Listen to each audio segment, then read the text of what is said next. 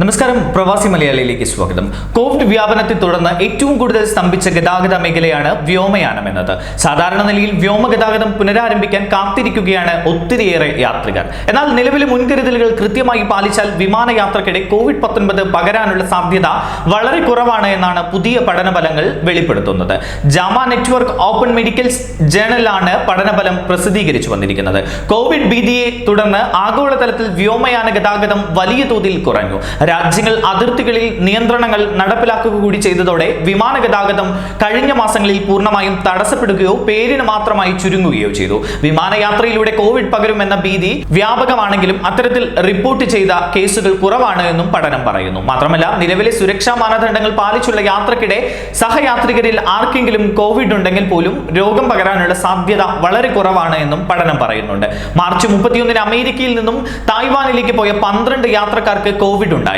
ആകെ 328 പേരാണ് യാത്രികരായി ഉണ്ടായിരുന്നത്. ഇതറിഞ്ഞ ശേഷം നടത്തിയ പരിശോധനയിൽ ആർക്കും രോഗം പകർന്നിട്ടില്ല എന്ന് സ്ഥിരീകരിച്ചു. എന്നാൽ ടെൽ അവീവിൽ നിന്നും ഫ്രാങ്ക്ഫർട്ടിലേക്ക് യാത്ര ചെയ്ത 2 പേർക്ക് വിമാനത്താവളത്തിൽ നിന്നും കോവിഡ് പകർന്നിരുന്നു. കോവിഡ് സ്ഥിരീകരിച്ച 2 പേരും വിമാനത്തിലെ ഏറ്റവും പുറകിലെ സീറ്റിലാണ് ഇരുന്നത്. മാത്രമല്ല, ഇവർക്ക് മുന്നിലെ സീറ്റുകളിൽ ഉണ്ടായിരുന്ന 7 പേർക്ക് കോവിഡ് സ്ഥിരീകരിക്കുകയും ചെയ്തിരുന്നു. മാർച്ച് 2 ബ്രിട്ടനിൽ നിന്നും വിയറ്റ്നാമിലേക്ക് പോയ വിമാനത്തിലുണ്ടായിരുന്ന 14 യാത്രക്കാർക്കും ഒരു വിമാനത്തിലെ ജീവനക്കാരനും കോവിഡ് പകർന്നിരുന്നു. കോവിഡ് പോസിറ്റീവ് ആയിരുന്ന ഒരു യാത്രികനിൽ നിന്നാണ് രോഗം ഇവരിലേക്ക് എത്തിയത്. ഇതാണ് ലഭ്യമായതിൽ വെച്ച് ഏറ്റവും കൂടുതൽ പേർക്ക് കോവിഡ് പകർത്തിയ സംഭവം. ഈ സമയത്തൊന്നും കാര്യമായ മുൻകരുതലുകൾ യാത്രികർ എടുത്തിരുന്നില്ല എന്നും ശ്രദ്ധേയമാണ്.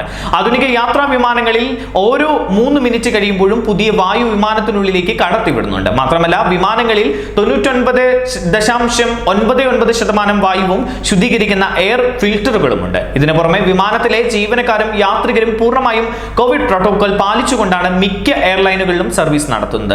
കൃത്യമായ ഇടവേളകളിൽ വിമാനങ്ങളുടെ അകം അണുവിമുക്തമാക്കുന്നതും യാത്രികരുടെ ശരീര താപനില പരിശോധിക്കുന്നതുമെല്ലാം സ്വാഭാവികമായിട്ടുണ്ട്. വിമാനയാത്രയ്ക്കിടെ കോവിഡ് പകരാനുള്ള സാധ്യതയെക്കുറിച്ച് മസാച്യൂസെറ്റ്സ് ഇൻസ്റ്റിറ്റ്യൂട്ട് ഓഫ് ടെക്നോളജീസിലെ പ്രൊഫസർ അർണോൾഡ് ബാർനെറ്റ് ഒരു സ്റ്റാറ്റിസ്റ്റിക്കൽ പഠനം തന്നെ നടത്തിയിരുന്നു. എല്ലാവരും മാസ്ക് ധരിക്കുകയാണെങ്കിൽ ഒരു സീറ്റ് പോലും ഒഴിച്ചിടാതെ യാത്ര ചെയ്താൽ COVID-19 പകരാനുള്ള സാധ്യത 4300-ൽ 1 മാത്രമാണ്.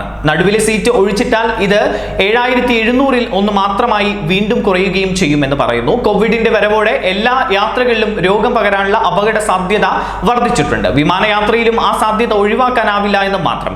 എന്നിരിക്കലും കോവിഡ് പോസിറ്റീവായ ഒരു രോഗി യാത്രികനായി ഉണ്ടാവുകയും അയാളും നിങ്ങളും ധരിക്കുന്ന മാസ്ക് ആവശ്യമായ പരിരക്ഷയുള്ളത് അല്ലാതിരിക്കുകയും ചെയ്താൽ രോഗം പകരാൻ സാധ്യതയുണ്ട് എന്നും പ്രൊഫസർ ചൂണ്ടിക്കാണിക്കുന്നു. ഇത്തരം സാധ്യതകൾ കൂടി കണക്കിലെടുത്താണ് സാധ്യതാ പട്ടിക തയ്യാറാക്കിയത്. വിൻഡോ സീറ്റിൽ ഇരിക്കുന്നവരും ഇടനാഴിയിലെ സീറ്റിൽ ഇരിക്കുന്നവരും തമ്മിൽ കോവിഡ് പിടിപെടാനുള്ള സാധ്യതയിൽ വലിയ വ്യത്യാസമൊന്നുമില്ലെന്നും അദ്ദേഹം പറയുന്നു. കോവിഡിനെതിരായ പ്രതിരോധം കൂടുതൽ ഫലപ്രദമാക്കാൻ വിമാനത്തിലെ നടുവിലെ സീറ്റുകൾ ഒഴിച്ചിടണമെന്ന വാദക്കാരനാണ് അദ്ദേഹം. എന്നാൽ സാമ്പത്തികമായി വിമാന കമ്പനികൾക്ക് വലിയ ബാധ്യതയുണ്ടാകുമെന്ന കാരണം ചൂണ്ടിക്കാണിച്ച് നേരത്തെ തന്നെ അയാട്ട ഈ നിർദ്ദേശം തള്ളിയിരുന്നു.